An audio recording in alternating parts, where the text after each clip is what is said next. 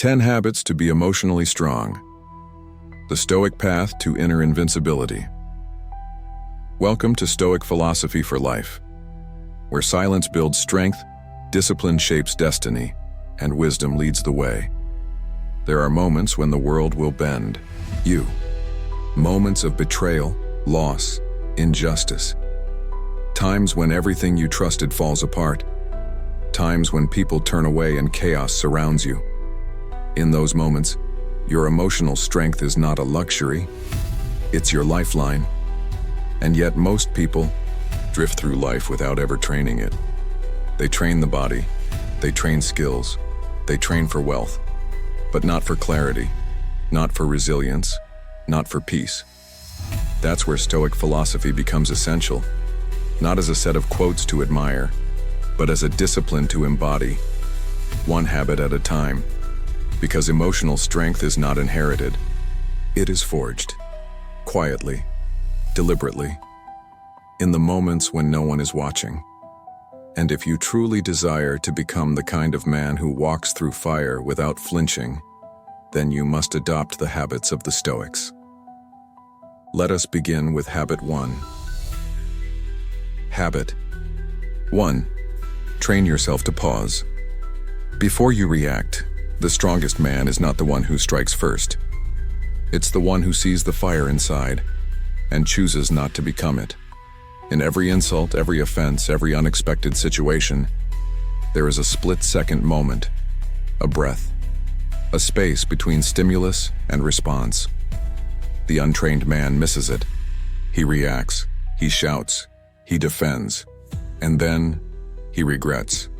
The Stoic sees it, he uses it, he owns it, he pauses, he evaluates, and then, if necessary, he acts with precision. Epictetus taught, if someone succeeds in provoking you, realize that your mind is complicit in the provocation. The world will always push, but whether or not it enters your fortress is up to you. Train yourself daily in the art of the pause. Start small. When your phone rings, pause before you pick up.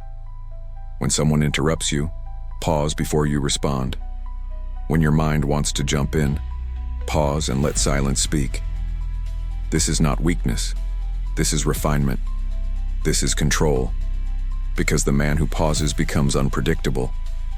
And the man who is unpredictable becomes unshakable. Let us go deeper. What does that pause give you? It gives you access to reason. When you react instantly, emotion commands your next move. But when you pause, your higher mind returns to the seat of leadership. Marcus Aurelius practiced this every morning.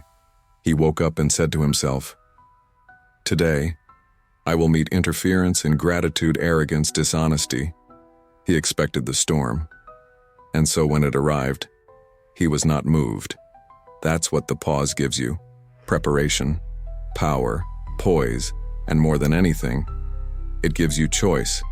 Because the moment you realize that you don't have to react and you become free, this is not about pretending you're calm. This is about becoming the kind of man who no longer needs to pretend, who feels anger rise, but lets it pass like wind through a canyon, who feels insult, but does not bend toward revenge, who hears disrespect, but responds from principle, not pride. This kind of power cannot be faked. It is earned. One pause at a time. You don't have to wait for a crisis to practice it. Life gives you opportunities every day. You spill your coffee? Pause. You miss a deadline? Pause. Your friend disappoints you? Pause. And in that pause, reclaim your crown. Reclaim the part of you that is not owned by others. Reclaim the calm that cannot be stolen. Reclaim the quiet dignity that most men have forgotten. Because this is the foundation of emotional strength. And if you build it, all other habits will rest on solid ground. This is Habit 1, and it begins now. Habit 2. Stop taking things personally. There is no faster way to lose your peace than to make everything about you. He didn't call back? It must mean you're not important. She didn't say thank you? She must not appreciate you. They looked at you a certain way. It must be judgment. And so your mind spins stories. Stories of rejection, stories of offense, stories that have no proof, just insecurity. But Stoic philosophy teaches us something radical. Most of what others do has nothing to do with you. Let that sink in. You are not the center of their world. They have their own pain, their own fears, their own blind spots. And sometimes, you just happen to be standing nearby when those things leak out. When someone lashes out, they're revealing their wound, not your worth. When someone is cold, they're showing their own disconnect, not your deficiency. Marcus Aurelius wrote, "Whenever someone wrongs you, ask, 'What do I know about this man's soul?' We judge people quickly, but the Stoic inquires deeply. He looks past the offense and sees the fracture. He looks past the tone and sees the torment. And in doing so, he liberates himself from needing to react, because it is no longer about him. You do not need to carry what is not yours. You do not need to analyze the look, the silence, the delay in response. You do not need to turn every interaction into a referendum on your value. Sometimes people are just distracted. Sometimes they are overwhelmed. Sometimes they are dealing with something you will never know about. And if you make that about you, you sentence yourself to a life of unnecessary suffering. Emotional strength begins when you stop making assumptions. When you say to yourself, "I do not know what they're going through. I will not turn this into a story of rejection. I will not assign meaning where none has been given." This is the quiet discipline of restraint, and it's powerful because the man who stops taking things personally becomes untouchable. He can walk through misunderstanding without needing to fix it. He can hold space for someone's pain without turning it into his own. He can remain grounded when others project, provoke, and twist because he is no longer building his identity from external behavior. And this goes even deeper. You don't just stop taking things personally when people hurt you. You stop taking things personally when they praise you too, because both are traps. If you depend on their applause, you will break when they withdraw it. If you define yourself by their compliments, you will fall apart at their silence. The Stoic listens to feedback, but he filters it. He asks, "Is this true? Is this helpful? Does this align with my values?" If yes, he reflects. If no, he releases. He doesn't cling to praise. He doesn't chase validation. He doesn't base his peace on external weather, because he knows the moment you allow others to define you, you've handed them your freedom. You've placed your calm on a string and let them hold it. Cut that string. Walk free. Build your identity from within. As Epictetus said, if someone speaks ill of you, do not make excuses. Say instead, "He does not know the whole truth about me. Otherwise, he would have said more." That's not arrogance. That's detachment. Not the cold kind, but the kind that comes from clarity. The kind that says, "I no longer need to carry what isn't mine. I no longer need to fight ghosts. I am not required to respond to everything that touches me." This is a rare kind of strength, and it gives you room to grow. When you stop making everything personal, you stop wasting energy. Energy that can now be directed inward, to your practice, to your habits, to your mission. Because you're not here to read minds, you're here to master yours. And in mastering it, you make peace your default setting. This is habit 2, release. The need to personalize, return to presence, and watch your emotional energy multiply. Habit 3, practice emotional minimalism in a world obsessed with having more success, more recognition, more validation. There is a hidden form of power that few ever touch. Emotional minimalism. It is the discipline of choosing what you feel, of not indulging in every emotion, of living lighter. Not because life is easier, but because you refuse to carry what isn't necessary. Most people are emotionally bloated. They carry the opinions of strangers. They rehearse every past insult. They anticipate every future offense, and they wonder why they feel tired, why they can't focus, why their soul feels heavy. But the Stoic has a different approach. He travels light. He does not clutter his mind with things he cannot control. He does not carry conversations that ended years ago. He does not replay scenarios that cannot be changed. He asks simply, is this emotion useful? Is this reaction necessary? Is this thought aligned with my principles? And if the answer is no, he lets it go. Not with drama, not with guilt, but with clarity. Seneca said, "We suffer more often in imagination than in reality." Emotional minimalism means we stop rehearsing pain that hasn't happened and start dealing only with what is. It means we stop drowning in the river of what if and start walking on the ground of what is. You may think this sounds cold, but it is anything but.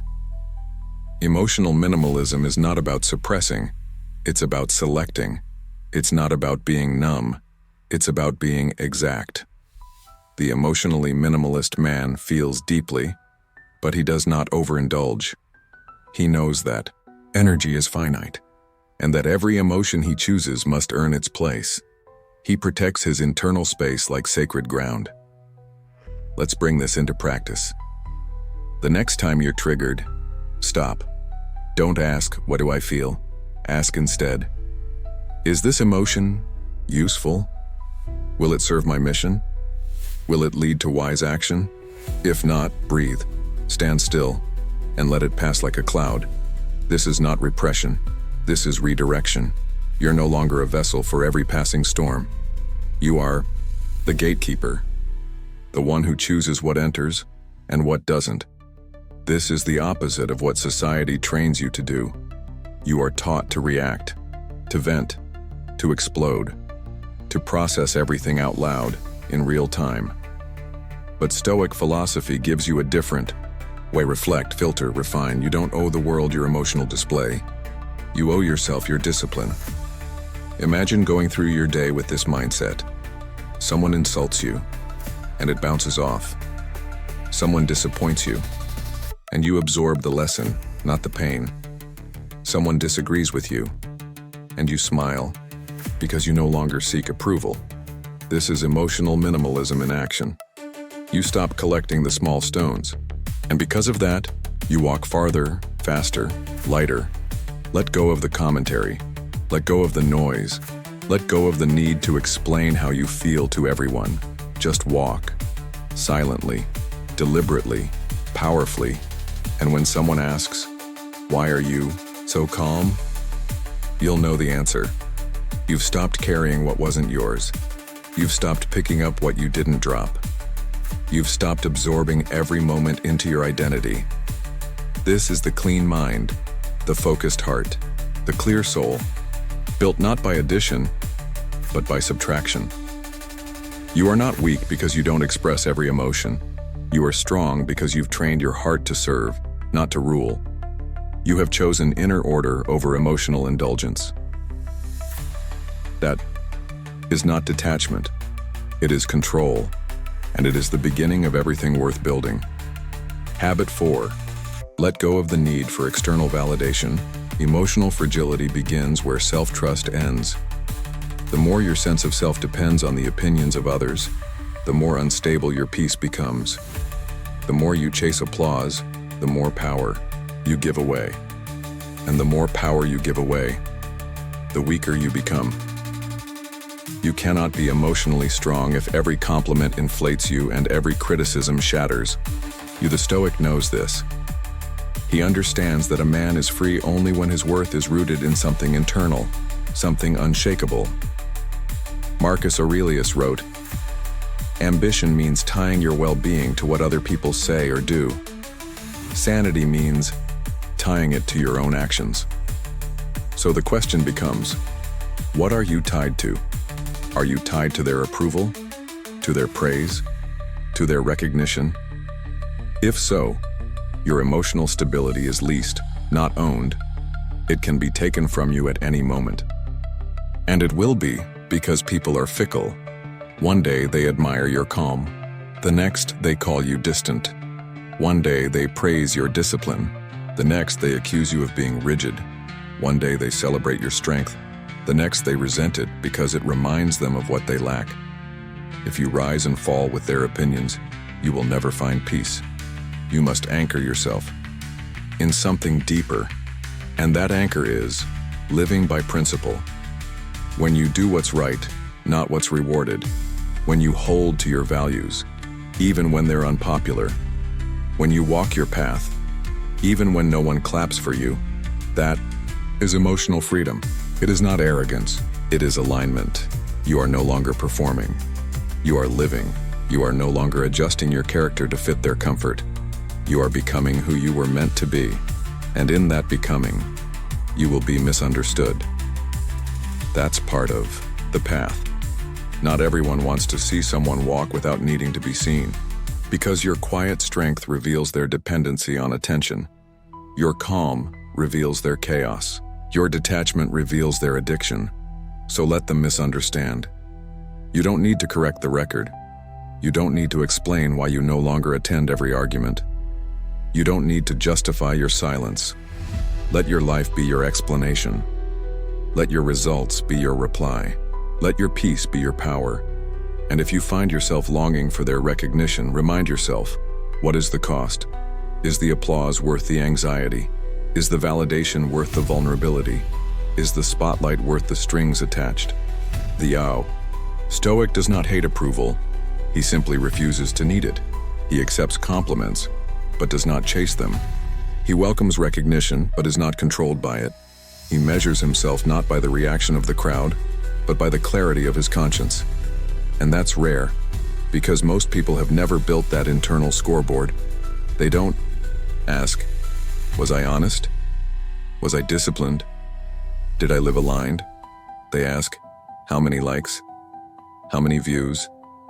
Did they approve? But you're done with that game, because you've realized that applause fades, and once it does, if you've built your identity on it, so do you. You no longer need noise to feel significant. You walk in silence. You build in silence. You endure in silence, and you rise, because your validation is no longer for sale. It is earned, privately, in the way you treat people when no one sees, in the way you speak to yourself when you fail, in the way you remain consistent when there is no reward. This is self-respect.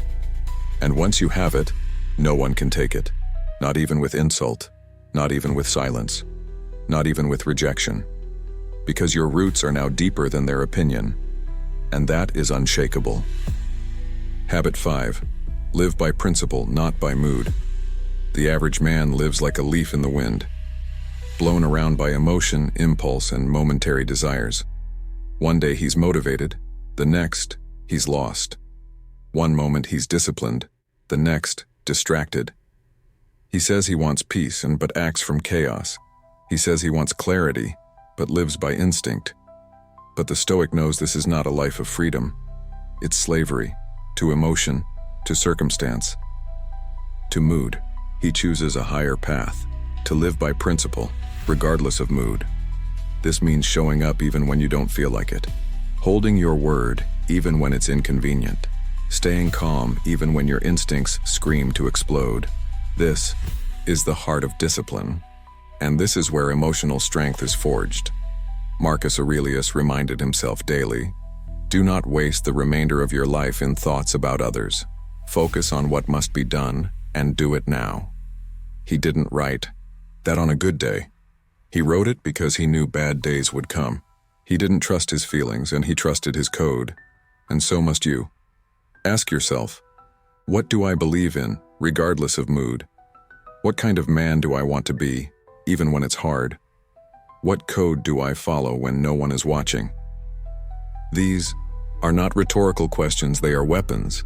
Use them when anger rises, use them when anxiety creeps in, use them when laziness tempts you to quit, because your feelings will betray you. They shift, they mislead, they fade. But principles, when chosen and lived, will carry you. They will give you a center when the world tilts. They will give You purpose when emotion clouds your vision. They will give you peace, not because life is easy, but because your soul is stable. This is not about perfection. You will still feel, you will still stumble. But now, you will return faster. Because you're not asking, what do I feel like doing? You're asking, what is right? And right is not always comfortable. Right is not always exciting. But right builds something moods never will. Character. Character is what remains when the applause stops. Character is what moves you when motivation dies. Character is what holds you up when you've been knocked down. And here's the truth. No one tells you. The most emotionally strong people are not the ones who feel the least.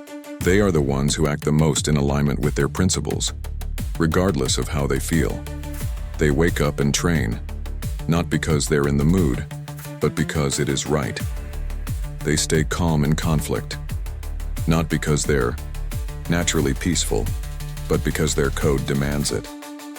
They speak gently, even when they're angry, because they've chosen mastery over impulse. They have become dependable, not to others, but to themselves. And when you become dependable to yourself, something changes. You trust yourself. You stop negotiating with laziness. You stop abandoning your mission. You stop retreating when it's hard, because now you are loyal to your code.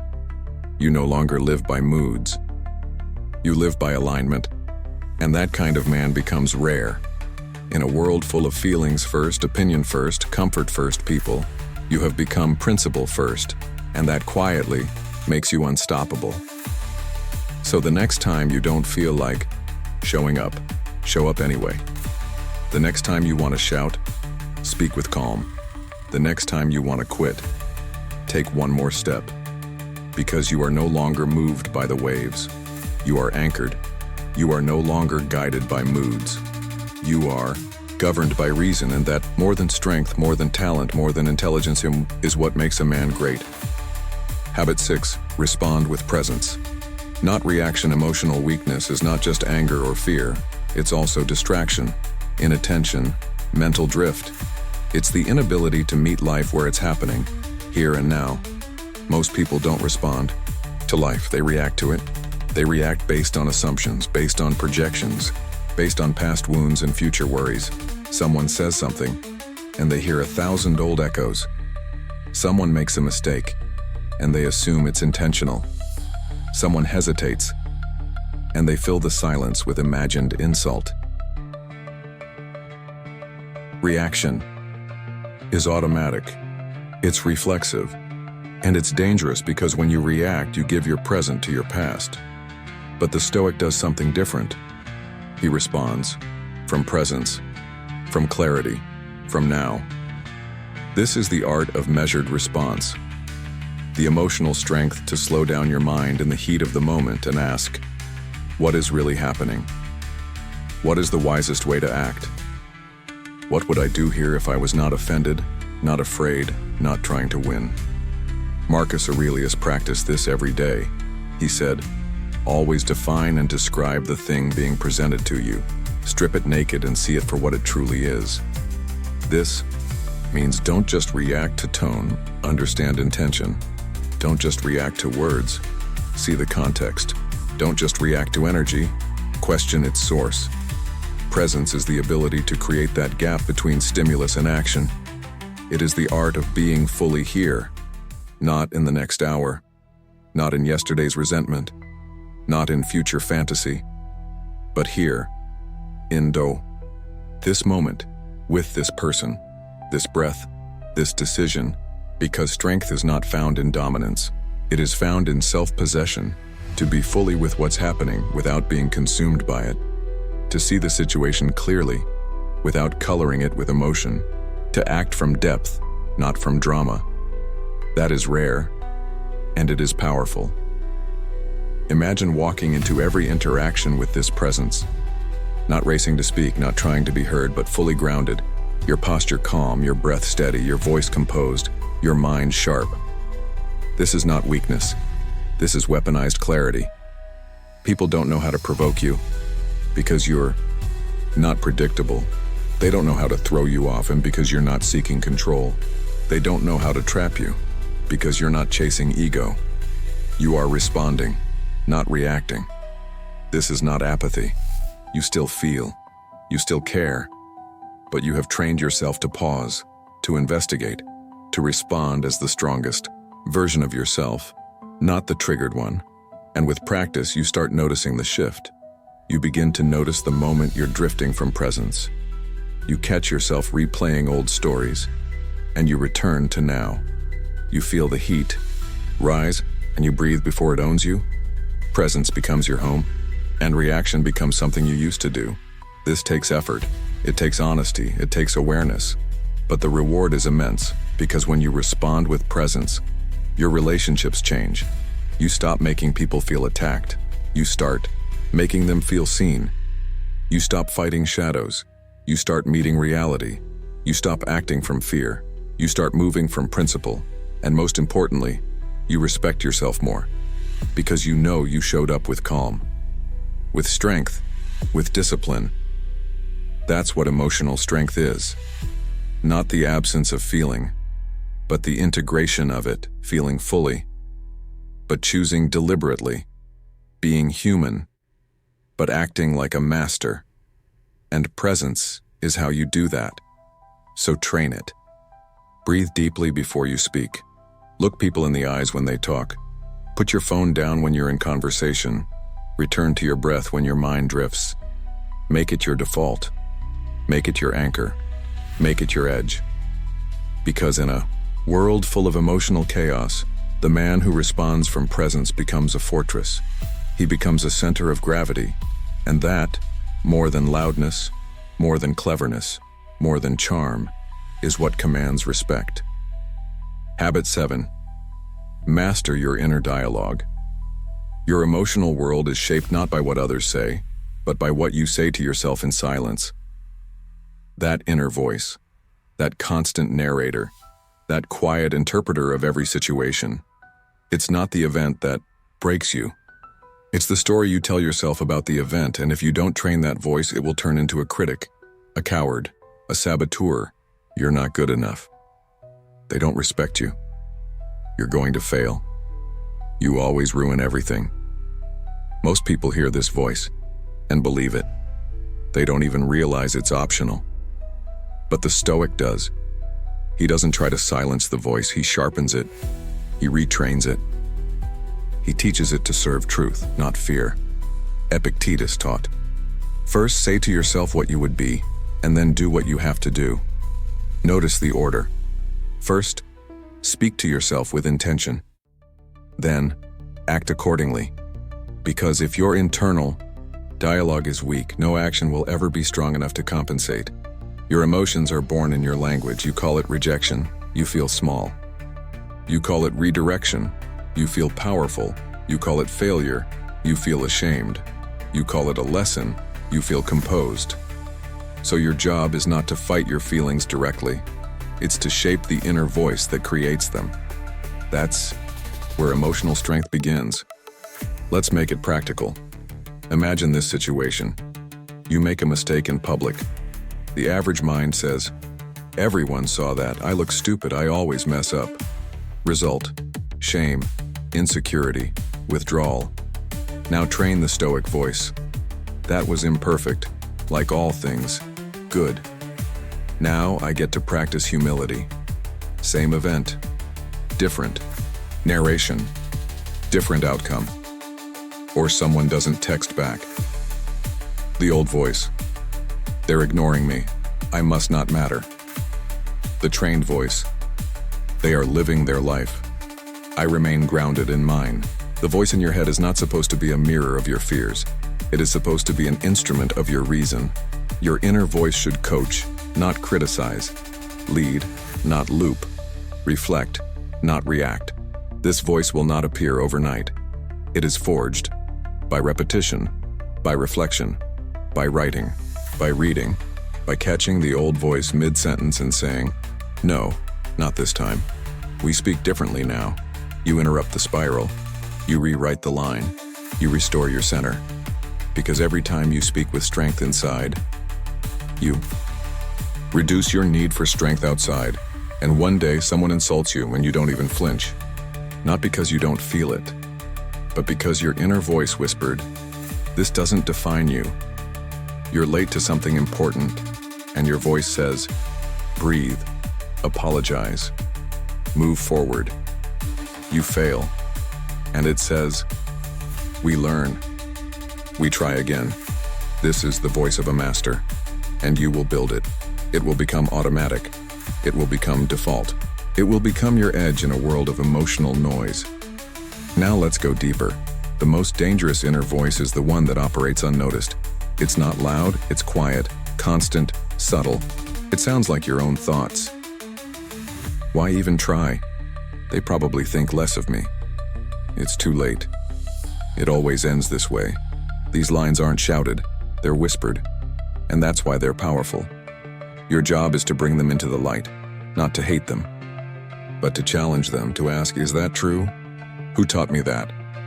Do I want to keep believing this? And then replace them, line by line, day by day, with something stronger, simpler, wiser. The Stoics didn't waste words, not even internally. They practiced what we now call cognitive precision. They named things correctly. They described events without distortion. They didn't say, "This is a disaster." They said, "This is unexpected." They didn't say, "I've been ruined." They said, "This is change." They understood that the words you use inside shape the world you live in outside. So sharpen your words, refine your voice, speak like someone who is building something real, because you are. This is how the Stoic moves through storms. He is not fed by noise. He is sustained by the language of truth, not emotional truth, actual truth. I can endure this. I am not my feeling. I choose how to respond. This moment will pass. I am still here. These are not mantras, they are commands. From the higher mind to the lower one, from reason to emotion, from leader to soldier. And this is how the army of your soul becomes disciplined, not from suppressing, but from speaking with intention. And with that intention, you become something rare, a man whose greatest ally lives inside his own mind. Habit 8. Guard your time and energy. Like a fortress, time is not just something you spend, it's something that forms you. The way you use your hours becomes the shape of your life. The way you direct your energy becomes the substance of your soul. And yet most people treat time like it's infinite. They give it away cheaply. They allow distractions to devour it. They trade it for approval, entertainment, convenience. But the Stoic sees time for what it is, a finite resource, a sacred currency, a battlefield to be guarded with unwavering discipline. Seneca wrote, "People are frugal in guarding their personal property, but as soon as it comes to squandering time, they are most wasteful of the one thing in which it is right to be stingy." He understood. You can lose money and earn more. You can lose status and regain it. But every minute spent in the wrong direction is a minute gone forever. And more than time, it's your energy that matters. Because even if you have time, but no presence, no focus, no internal stillness, you are not alive in that hour. So how do you guard these sacred things? You begin by becoming ruthless with what enters your space. You stop giving energy to conversations that go nowhere. You stop explaining yourself to people committed to misunderstanding you. You stop arguing with people whose minds are not open, only their mouths. You stop trying to prove yourself in places where your value has already been forgotten, because you are no longer living for noise. You are living for clarity, and clarity requires protection. Let's make this clear. It's not selfish to say no. It's not cruel to protect your solitude. It's not arrogant to remove yourself from places that drain you. It's strategic. Because emotional strength cannot exist in a man who is constantly exhausted by things that don't matter. You cannot be calm when your schedule is chaos. You cannot be focused when your day is filled with people pulling at your attention. You cannot build anything real when your time is owned by everyone but you. You must reclaim it, moment by moment, hour by hour, day by day. This is not about productivity. It's about sovereignty, to live on your terms, to structure your life around your values, to no longer be a slave to everyone else's urgency. The Stoic doesn't just control his emotions. He controls his calendar, his conversations, his commitments, because he knows to be available to everything is to belong to nothing. So you practice saying, "Let me think about it," instead of agreeing immediately, declining invitations that don't align with your direction, turning off notifications that hijack your mind, scheduling time to think, to write, to walk, to breathe. These are not luxuries. They are necessities, because the more you simplify your external life, the stronger your internal life becomes. You are no longer pulled in 1,000 directions. You are centered. Now, let's talk about energy vampires. They don't all come with malice. Some come with helplessness. Some come with drama. Some come with endless need. But the effect is the same. You leave the interaction drained, unclear, disconnected from your purpose. And the Stoic recognizes this early, not with judgment, but with clarity. He does not hate these people. He simply does not feed them endlessly. He offers presence when he chooses to. He offers help when it is wise. But he does not become the emotional garbage bin of the world. He does not carry burdens that are not his, because he understands your strength is not infinite. And if you burn it on what's not essential, you'll have nothing left for what is. So you retreat, not out of fear, but out of wisdom. You take solitude like medicine. You protect your mornings like sacred space. You create boundaries so that you can show up stronger where it truly matters. This is not withdrawal. It is refinement. You are no longer everywhere. You are where you choose to be, with who you choose to serve, doing what you are here to build. This makes you a threat, because a man who is no longer available to everything becomes incredibly valuable to the few things he chooses. He becomes focused, effective, powerful, and more than anything, he becomes emotionally strong, because his energy is not constantly under siege. It is conserved and deployed with precision, and this becomes your daily practice. Look at your calendar. Remove what drains. Look at your conversations. Reduce what distracts. Look at your routines. Optimize what supports your peace. This is how you reclaim your power. This is how you protect your calm. This is how you stop reacting and start directing, not by force, but by design. And that, more than any emotional reaction, is true strength. Habit 9. Use adversity as daily emotional training. Most people want to be emotionally strong, but they try to build that strength in comfort, in quiet, in safety. And then, when the storm comes, they fall apart. Why? Because emotional strength is like physical strength. It must be tested under resistance. You don't become patient by reading about patience. You become patient by being stuck in traffic and not losing your composure. You don't become resilient by listening to motivation. You become resilient by falling down, getting back up, and walking without complaining. You don't become unbothered by quoting Stoic principles. You become unbothered by facing daily irritations and choosing mastery over mood. Marcus Aurelius said, "The impediment to action advances action. What stands in the way becomes the way." This is the foundation of Stoic emotional training. Use the obstacle. Use the insult. Use the disappointment.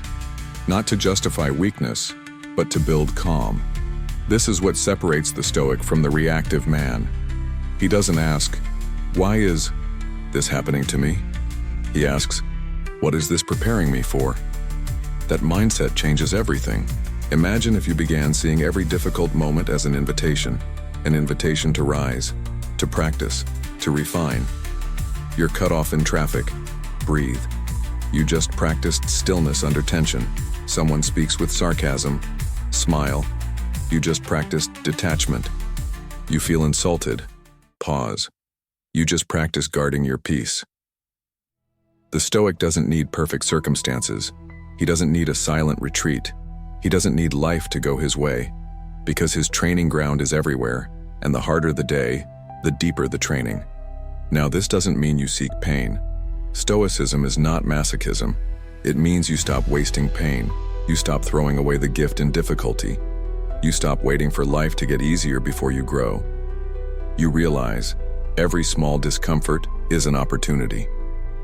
Every rejection is a refinement. Every struggle is a sharpening stone.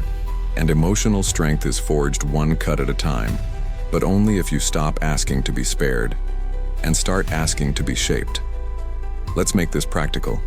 Start the day with this intention. Today I will be tested, and that's good. Say it with calm. Say it with clarity. Say it as a warrior. Because when you expect adversity, you stop being shocked by it. You stop overreacting to it. You stop using it as an excuse. You begin to use it as a weight. You lift it, and you grow. Seneca said, "No man is more unhappy than he who never faces adversity, for he is not permitted to prove himself." Most people run from hardship, and because of that, they never meet themselves. They don't know who they are under pressure. They don't know how much they can endure. They don't know the strength they've never had to summon, but you train for it. You stop waiting for the right mood. You stop waiting for a peaceful world. You stop waiting for permission. You meet life where it is, and you remain still when others shake. That's when you start to notice the shift. The things that used to rattle you now make you smile. The moments that used to trigger rage now become practice. The people that used to drain you now reveal your growth.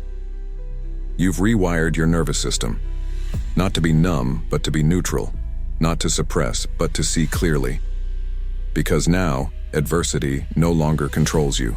It refines you, and this is where emotional maturity is born. You stop measuring growth by how you feel. You start measuring it by how you respond, and that response becomes your signature. People begin to notice, not because you're louder, but because you're calmer. Not because you dominate, but because you don't react. You move differently. You listen more. You speak less. And when you speak, it lands, because it's coming from stillness. Not from defense, not from ego, not from emotional impulse. This level of composure can't be faked. It can't be taught in a course. It's earned. Earned in the daily, unglamorous moments when you want to snap and don't. When you want to run and stay. When you want to lash out and choose wisdom. This is how emotional strength becomes a way of being. Not just a goal, but your natural posture in life. Not because you're trying to look strong, but because you've practiced it so deeply that it has become who you are. Habit 10, speak less, mean more. There is a quiet strength that does not need to be declared. It is not loud. It is not decorated with ego. It doesn't shout over others to be heard. It simply lives in the restraint between thoughts and speech. That strength is silence, not born of fear but of control. In a noisy world, silence is misunderstood. They see it as weakness, as hesitation, as social awkwardness. But the Stoic knows better. He knows that silence, when chosen deliberately, is not an absence of thought. It's the presence of mastery. It's the decision not to react. The decision not to defend every point. The decision not to explain every choice. The decision not to speak when action says more. Epictetus said, "Nature gave us one tongue and two ears so we could listen twice as much as we speak." But most people reverse this. They speak without thinking. They respond without listening. They interrupt. They perform because they are not rooted. When you speak less, you feel the temptation to fill space, and you resist it. You notice the pull of ego, and you decline its invitation. You see the opportunity to dominate, and you choose dignity instead. This doesn't mean you never speak. It means when you do, it's intentional. Every word measured, every statement grounded, every response calm. You're not trying to impress, you're trying to remain in alignment. Let's be clear. Silence is not avoidance. It's not the coward's path. It's the warrior's pause, the thinker's edge, the artist's stillness before the first stroke.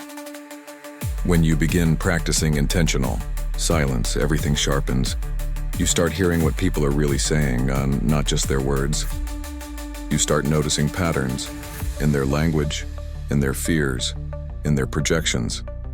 You begin reading situations before they escalate. And more importantly, you begin reading yourself. You start catching your emotional spikes, your impulsive urges, your desire to interrupt, to argue, to control, and you let them pass. That's when you begin to hold real power, because now your words are no longer weapons. They are instruments, used with discipline, used for clarity, used only when necessary. Imagine walking into a heated conversation and saying nothing, not because you don't have anything to say, but because you know that silence will say more. Imagine listening fully before responding, and watching the other person unravel their own logic before you even speak. Imagine removing your need to be right, and suddenly finding peace where argument used to live. This is what silence does. It clears the room. It calms the storm. It commands attention, not through volume, but through presence. Now here's the deeper truth. You don't speak less just for others. You speak less to protect your own center. Because every time you speak emotionally, you lose precision. Every time you over-explain, you drain energy. Every time you argue to win, you lose time, clarity, and sometimes dignity. So the Stoic conserves his voice. He speaks in proportion to understanding. He speaks after listening fully. He speaks only when speech aligns with virtue. He doesn't gossip. He doesn't overpromise. He doesn't insert himself where his input isn't needed. He knows. Sometimes, the highest form of wisdom is to say nothing at all. That's how you protect your edge. That's how you grow your presence. That's how you build emotional gravity. And eventually, people will feel this in you. They'll pause when they speak to you. They'll listen more carefully. They'll realize, this man doesn't waste words. When he speaks, I need to pay attention. That's influence. That's command. That's legacy, not built through volume, but through discipline. So practice this. In your next disagreement, pause 3 seconds before speaking. In your next conversation, try to listen without preparing your reply. In your next moment of discomfort, sit with the silence instead of filling it. In your next opportunity to show off, don't. Let your restraint speak louder than performance. Let your stillness disturb the chaos. Let your quiet become unforgettable. Because in a world that speaks too quickly and too often, the man who has mastered silence becomes a monument of strength. Habit 11. Build an inner code that outlasts external chaos in a world that constantly changes, that moves faster than reason, that rewards appearance over depth, that shifts its values with every trend. The man without an internal code will always collapse. Because without an inner foundation, you are at the mercy of the moment. You become emotionally fragile, reactive, insecure. You need things to go well to feel okay. You need others to treat you fairly to stay composed. You need constant reassurance to feel whole. But the Stoic lives differently. He builds an inner code, and he lives by it. That code is not based on popularity. It is not based on mood. It is not based on who's watching. It is based on what is right. It is based on virtue. It is based on what remains true. Even when the world does not reward it, this is emotional power at its core. Because when you have a code, you don't need circumstances to be easy. You don't need people to be agreeable. You don't need constant wins to keep going. You move with consistency. You act from clarity. You speak from conviction. You are no longer ruled by the emotional weather of others. You are ruled by your own inner sky, clear, steady, unmoved. Marcus Aurelius reminds us, just that you do the right thing. The rest doesn't matter. Not what they say, not how they interpret you, not whether they approve, not even whether they understand. You do what is right, and you let everything else fall where it may. That's not passivity, that's power. Because now you have something no one can take from you, self-respect. And once you have that, everything else becomes secondary. Now, what does this look like in practice? It means you define your values, and you live them, not once, not when it's easy, but daily. You write them down, you reflect on them, you filter decisions through them. For example, if you value patience, you practice it not just with strangers, but with yourself. If you value honesty, you speak it even when it costs you comfort. If you value discipline, you hold it even when no one else is watching. This is not about being rigid, it's about being rooted, because life will test you. People will test you. You will test yourself, and in those moments, your inner code is what will hold you steady. You may not win every argument. You may not get the recognition. You may not see immediate results, but you will sleep with peace. Because you did not betray yourself. And that is the core of emotional strength. The refusal to violate your own soul for temporary relief. Seneca said, "To be everywhere is to be nowhere, and to be everything for everyone is to be nothing for yourself. So choose who you are, what you stand for, what you refuse to compromise, and then live it, quietly, relentlessly, even when no one sees, especially when no one sees. That's where the real battle is won, not in the public moments, but in the private ones. Not in what you say out loud, but in what you whisper to yourself when you're alone. Do you keep your word? Do you follow through? Do you say no when something violates your standard? Even if it's easy to say yes, these questions build your code, and your code becomes your compass. Not because it guarantees ease, but because it guarantees dignity. And dignity is worth more than comfort, more than convenience, more than winning, because at the end of the day, when the world spins out of control, when people turn, when success fades, the man who has a code still knows where he stands. He is not shaken, he is not lost, he is not defined by chaos. He is guided by something deeper, and in that, he becomes immovable. Final habit: practice stillness, and let it transform you. When everything is done, when the day fades, when the voices around you quiet down, what remains? Your stillness. Not the noise, not the arguments, not the wins or the losses. Just you and your relationship to your own mind. That's why after all the habits, all the disciplines, all the external corrections, we return here, to stillness, because without it, nothing lasts. Stillness is not emptiness. It is the presence of order. It is a choice practiced again and again to turn inward, to remain steady, to listen before speaking, to pause before acting. It is where true emotional strength is born, not in response to the world, but in silence away from it. Marcus Aurelius would retreat into himself several times per day, not to escape, but to reset, to remember who he was, to remember what truly mattered. He said, "Nowhere can man find a quieter or more untroubled retreat than in his own soul." He ruled the most powerful empire of his time, yet his deepest fortress was internal. You must build the same, not as an emergency refuge, but as your natural resting place. In this stillness, you begin to see clearly. You see what thoughts are worth holding. You see what reactions were unnecessary. You see what pain has already passed, but is still lingering in your nervous system. You see who you've become, and who you still must become. You begin to hear your own voice again, beneath the programming, beneath the fear, beneath the expectations of others. And in that voice you hear strength, a quiet, steady kind of strength, one that does not need applause, one that does not demand to be seen, one that is not motivated by proving anything, but simply by becoming, fully, inwardly peacefully. You are not what others say about you. You are not the last mistake you made. You are not the praise nor the criticism. You are the one who observes all of that and remains still. Now don't confuse stillness with passivity. Stillness is not inaction. It is intentional action.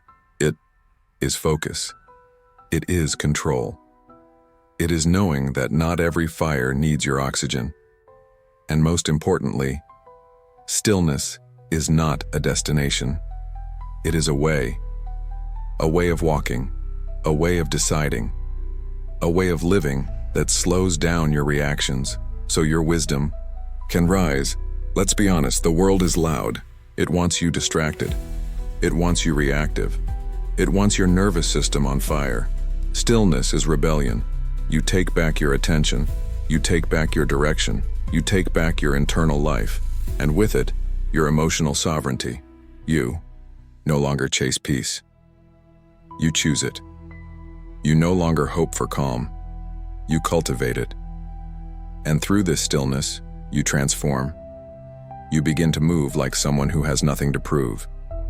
You begin to speak like someone who knows their voice holds weight.